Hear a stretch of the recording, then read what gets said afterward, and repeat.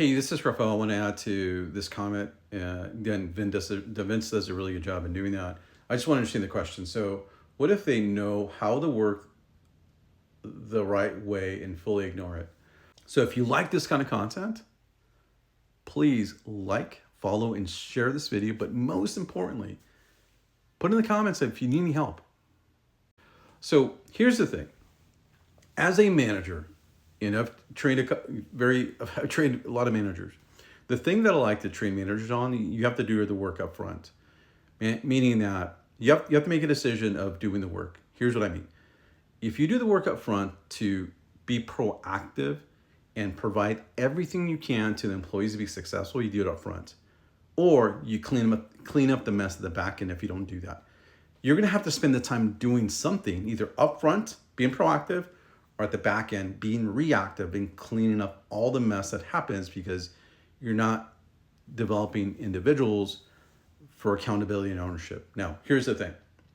If they ignore it, if you've done the work up front, right, that you've created, again, the roles and responsibility, reasonable expectations, right, planning, training, goals, KPIs, and metrics, and you're following up with your employees to develop that relationship and understand how they're performing work, right?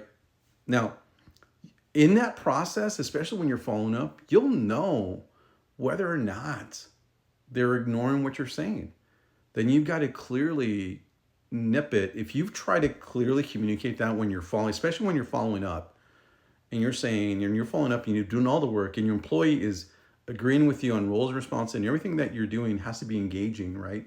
That you're engaging the employee when you're developing your plan, your goals, your KPIs, all those different things. And your employee is ignoring it, right?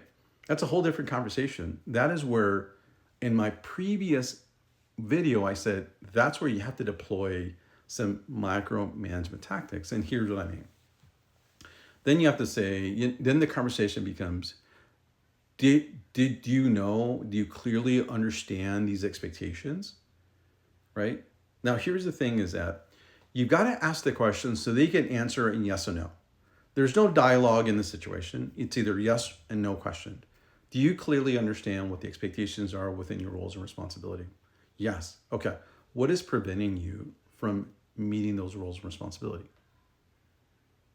And this should be able to tell you, make sure that you're having those conversations and let the employee answer that. Oh, this is what's preventing me.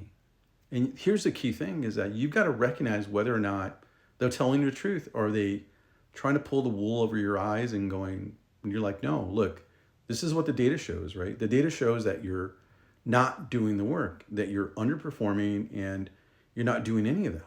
Because remember, if you're managing performance based on data, this right here, it's just a saying, hey, look at the data. That's all you got to do is point at the data and go, hey, guess what? If you don't want to do the work, here it is right here. It's going to show performance-wise. The data doesn't lie, right? That's all you have to do.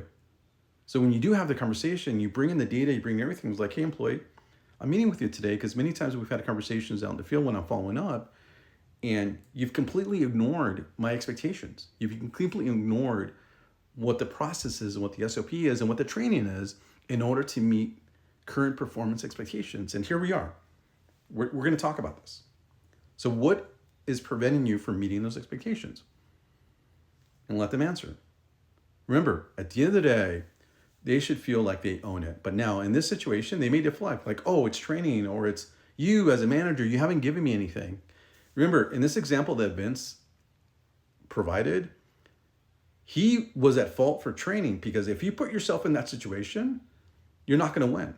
Because if you fail to provide training for your employee, knowing that that training is needed instead of getting ahead of it because you have a skill flex matrix to understand what skills you need in order to meet the objectives, and guess what? You put yourself in that situation where the employee's going to say, hey, it's your fault, manager. It's not my fault. And what do you do in that situation? You don't win. You lose trust right there in that, and you lose credibility of the thing that you're doing. And guess what? Then you have to backpedal. Then you're backpedaling, making excuses or whatever it is, and you're like, okay, I get it, my fault.